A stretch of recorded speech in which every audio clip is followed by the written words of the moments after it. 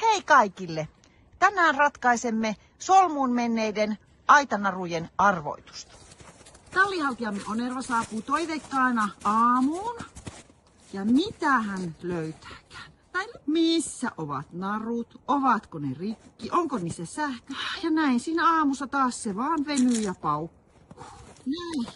Tässä sitä sitten aamua vietetään, kun etsitään niitä tuolta hangen seasta.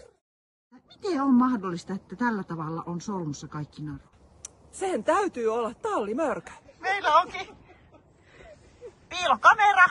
Mitä se on tallentanutkaan? Eikä tallimörkö heittää kaikki lumeen ihan miten sattuu. Eipä hätää. Tallimörkökin voi oppia laittamaan langat oikein. Vaan näin oppivainen tallimörkömme uudella tekniikalla aamuystävällisesti laittaa langat oikein. Kas näin. Kiitos tallimörkö!